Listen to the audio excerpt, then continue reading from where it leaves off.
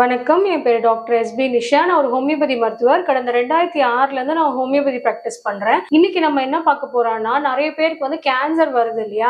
So இந்த புற்றுநோய் வந்து எதனால வருது அப்படின்ற அவேர்னஸ் வீடியோ தான் இது. ஸோ நம்ம உடம்புல வந்து நிறைய வந்து செல்ஸ் இருக்கு, நம்ம உடம்புல அணுக்கள் இருக்கு.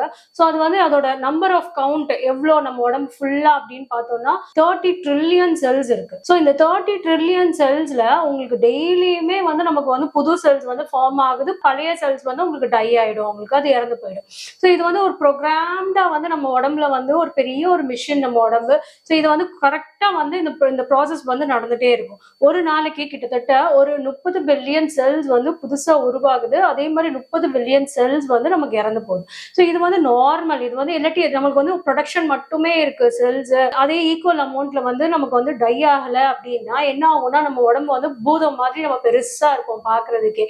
ஸோ அதுக்கு இல்லாம பேலன்ஸ்டா நமக்கு ஒரே வெயிட் மெயின்டைன் ஆகணுன்றதுக்காக நம்ம இயற்கையா நம்ம உடம்பு வந்து இந்த மாதிரி தான் இருக்கும். ஸோ ஒவ்வொரு செல்லுக்கும் பாத்தீங்கன்னா நம்ம உடம்புல இருக்க எத்தனை டைப் ஆஃப் செல்ஸ் நம்ம உடம்புல இருக்கு அப்படின்னு பார்த்தோம்னா கிட்டத்தட்ட வந்து ஒரு 200க்கு மேல டிஃப்ரெண்ட் டைப் ஆஃப் செல்ஸே நம்ம உடம்புல இருக்கு. அதாவது கண்ணுக்குன்னு ஸ்பெஷலா செல்ஸ் இருக்கும், நம்ம மூளைக்குன்னு வேற டைப் ஆஃப் செல்ஸ் இருக்கும், நம்ம மசிலுக்குன்னு ஒரு டைப் ஆஃப் செல்ஸ் இருக்கும், நமக்கு இருதயத்துக்குன்னு ஒரு டைப் ஆஃப் செல்ஸ் இருக்கும். ஸோ இது எல்லாமே டிஃப்ரெண்ட் டைப்ஸ். ஸோ இந்த டைப்ஸே பாத்தீங்கன்னா 200 இருக்கும். இவ்வளோ டைப்ஸ் இருக்கு.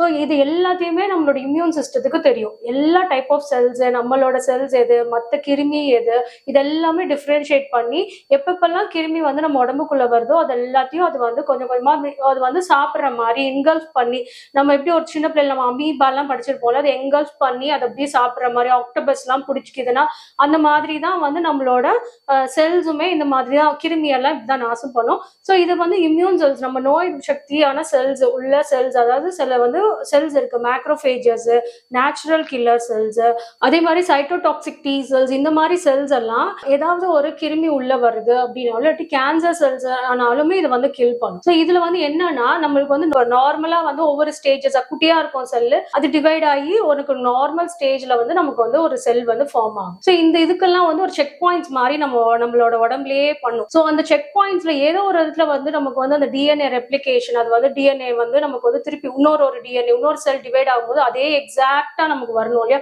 இதுல ஏதோ ஒரு எரர் வருது, ஒரு ஜெராக்ஸ் காப்பி மாதிரி தான். ஸோ அந்த ஜெராக்ஸ் எடுக்கும் போது ஏதாவது ஒரு எரர் வருது அப்படின்னா அது உடனே வந்து நம்ம வந்து தூர போட்டுருவோம்ல, அதே மாதிரி இதுவும் வந்து நம்மளோட பாடி வந்து அதை டிஸ்கார்ட் பண்ணிடும். ஏதோ ஒரு இடத்துல நம்மளுக்கு வந்து அது வந்து அந்த செல்ஸ் வந்து உங்களுக்கு டை ஆயிடும், நம்மளுக்கு அந்த சைக்கிள் வந்து நம்மளுக்கு வந்து திருப்பி பியூரிஃபை ஆயிடும் நம்ம உடம்பு. ஸோ இந்த மாதிரி ஆகும்போது சில நேரத்துல இந்த டிவிஷன்ஸ்ல நமக்கு வந்து ப்ராப்ளம்ஸ் வரும். நம்ம ஜீன்ல தான் பிரச்சனை. ஸோ ஜீன்ல ஏதோ ஒரு செல், ஒவ்வொரு செல்லுமே வந்து பாத்தீங்கன்னா ஒரே கைண்ட் ஆஃப் ஜீன்ஸ் எல்லாமே வந்து ஒரே மாதிரி இருந்தாலும் இந்த கேன்சர் செல்ஸ்ல பாத்தீங்கன்னா கொஞ்சம் ஜீன் வந்து மியூட்டேஷன் ஆயிருக்கும், கொஞ்சம் மரபணு மாற்றங்கள் இருக்கும். இது வந்து மல்டிப்ளை பண்ணிட்டே போகும். ஸோ நார்மல் செல்லுக்கும் இந்த கேன்சர் செல்லுக்கும் என்ன வித்தியாசம்னு பாத்தீங்கன்னா, நார்மல் செல் வந்து பாக்குறதுக்கு கரெக்டா சைஸ் வந்து ஒரே மாதிரி இருக்கும், இது வந்து கொஞ்சம் அப்நார்மலா இருக்கும் சைஸ்.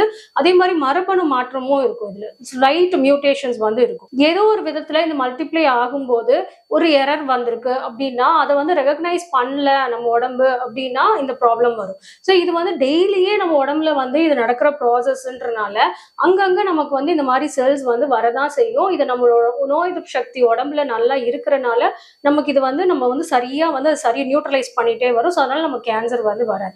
ஆனா என்ன ஆகும்னா, நமக்கு ஏஜ் ஆக ஆக நோய் எதிர்ப்பு சக்தி நம்ம உடம்புல தன்னாலேயே கம்மியாகும். ஸோ அதனால என்ன ஆகும்னா கேன்சர் வந்து நமக்கு வந்து நல்லா வெளிப்படையா நமக்கு வந்து ஏதோ ஒரு ப்ராப்ளம்ஸ் வர்றதுக்கு நிறைய சான்சஸ் இருக்கு.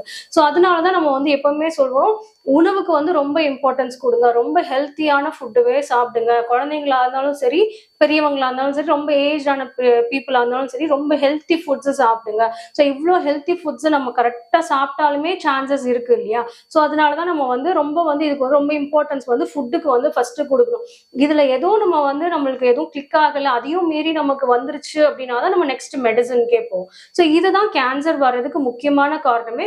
நார்மல் செல்ஸே கொஞ்சம் அப்நார்மலா இருக்கு அப்படின்னா இது வந்து நம்ம கேன்சர் செல்ஸ் அப்படின்னு சொல்லுவோம். ஸோ கேன்சர் வந்து பார்த்தோம்னா அது செல்லுக்குள்ள உள்ள சேஞ்சஸ், அந்த ஜீனோட சேஞ்சஸ்னாலதான் இந்த ப்ராப்ளம்ஸ் வருது. இது என்ன ஆகும்னா அந்த கரெக்டா வந்து அந்த டிவைட் ஆகும் போது டிஎன்ஏ வந்து நம்மளுக்கு வந்து அந்த ஜெராக்ஸ் ஆகி ரெப்ளிகேட் ஆகும் போது உள்ள எரர்ஸ், அந்த செல் டிவிஷன்ல டிஎன்ஏ சீக்வன்ஸ்ல ஏதாவது ஒரு மியூட்டேஷன்ஸ் ஆச்சுன்னா நமக்கு அது வந்து கேன்சர்ஸ் எல்லாம் வர்றதுக்கு சான்சஸ் இருக்கு. ஜெனட்டிக்கலா இப்ப பேரண்ட்ஸ்க்கு வந்து ரொம்ப ஸ்ட்ராங்கா வந்து அந்த கேன்சர் வந்து அவங்களுக்கு இருக்கு, ஒரு 40 இயர்ஸ்லயே அவங்களுக்கு வந்துருச்சு அப்படின்னா அந்த குழந்தைங்களுக்கும் ஸ்ட்ராங்கா இன்ஹெரிட்டடா வந்து அந்த அதே மாதிரி ஜீன் வந்து வர்றதுக்கு சான்சஸ் இருக்கு.